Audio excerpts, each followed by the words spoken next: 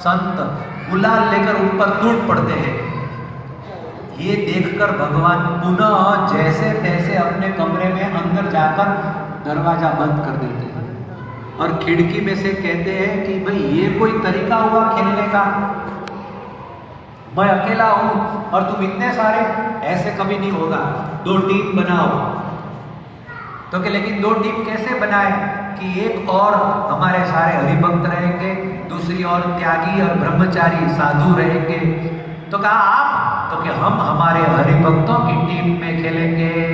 तो हरिभक्त तो नाचने लगे, अरे वाह वाह वाह वाह वाह, भगवान हमारे साथ में, भगवान हमारे साथ में। और संत लोग जो है वो ऐसे नाचने लगे कि अब हमको भगवान को रंगने का लाभ मिलेगा।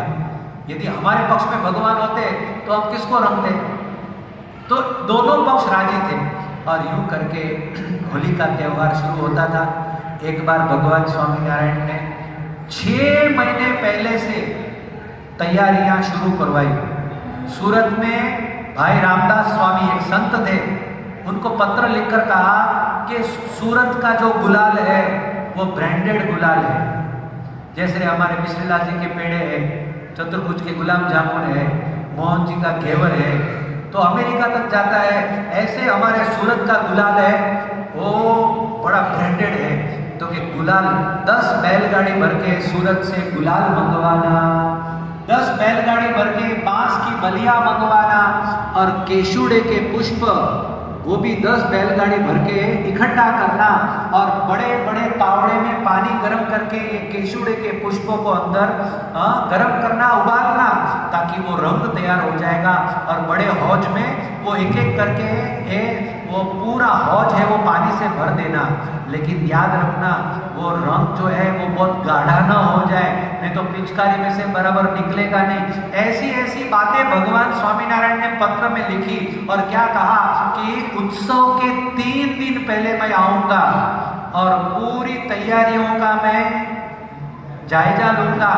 ध्यान रखना, लड्डू परोसते वक्त पंक्ति में और रंग से रंगते वक्त यदि रंग घुट जाता है तो हमको जरा भी पसंद नहीं है। इसलिए आप सब पूरी तैयारी करना। ऐसा पत्र भगवान स्वामीनारायण ने अपने हाथों से संतों को लिखा। उस पत्र में आगे जाकर लिखते हैं कि पूरे सत्संग समाज को न्योता दो, घर घर जो है वो दूतों को भेजो।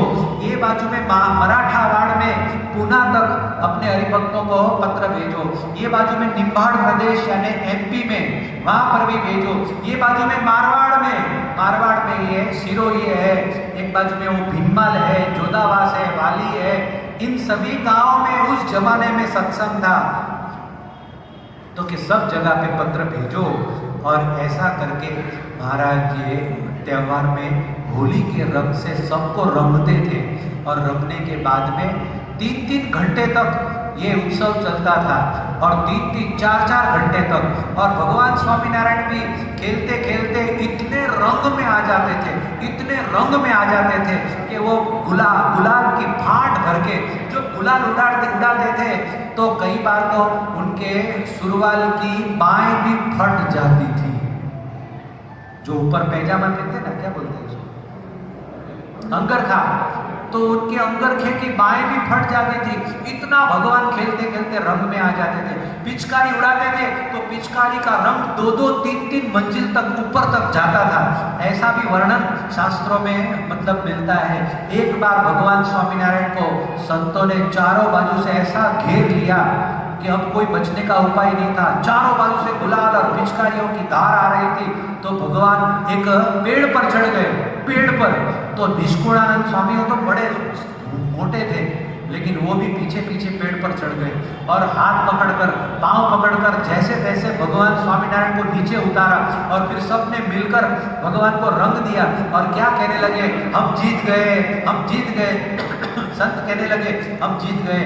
तो भगवान स्वामीनारायण हंसने लगे और हंसते हंसते भगवान ने कहा कि अपने आचरण के द्वारा और अपनी भक्ति के द्वारा भगवान को भी जीत ले, भगवान को भी वश कर ले।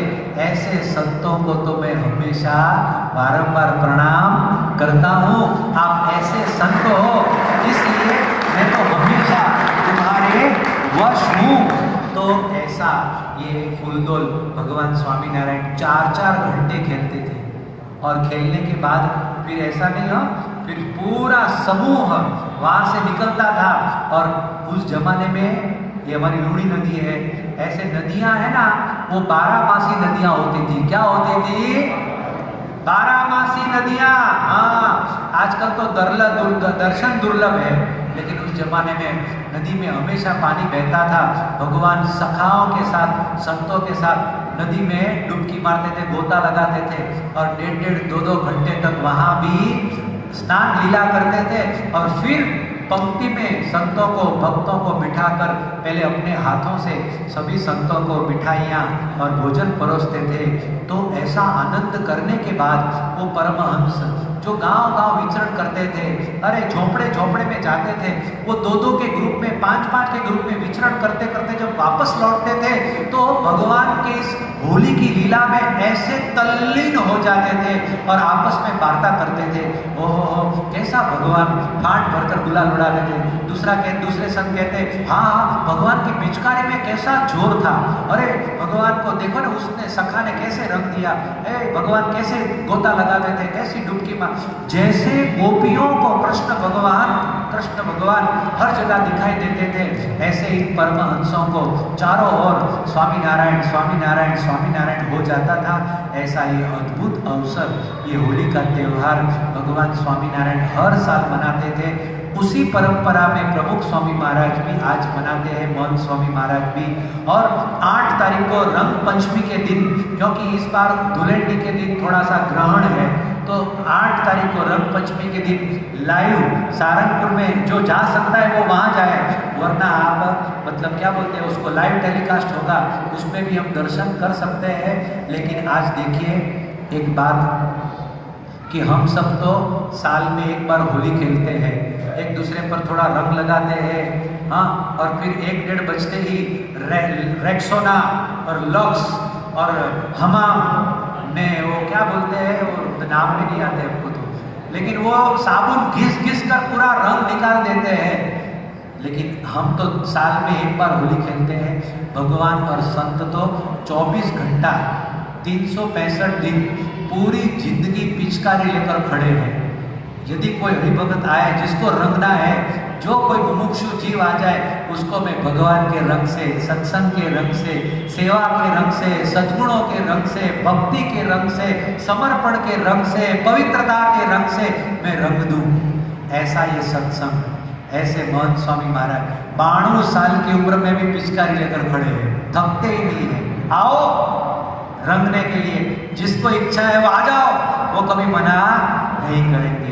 तो ऐसे संत है एकदम निस्वार्थ भाव, उनको कोई अपेक्षा नहीं है मेरी वाह हो, मेरी कोई जयकारा करे, मुझे कोई हार पहनाए, उसके लिए नहीं रखते हैं। उसके मन में एक ही है कि जो रंग भगवान के रंग से मैं रंगा हुआ हूँ, वही रंग मेरे हरिभक्तों को चढ़ जाए तो उनका जीवन सफल हो जाए।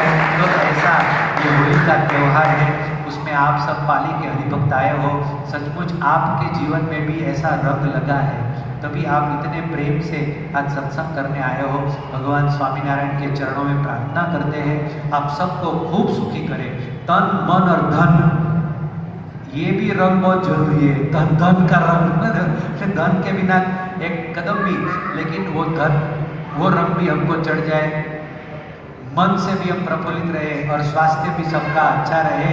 भगवान को ऐसी प्रार्थना करते हैं हमारा पाली सत्संग मंडल खूब मजबूत बने, खूब एक दूसरे के प्रति लोगों में प्रेम और ये सब बढ़े, और महाराज आप सबको सुखी करे, यही प्रार्थना। बोलो स्वामीनारायण भगवान।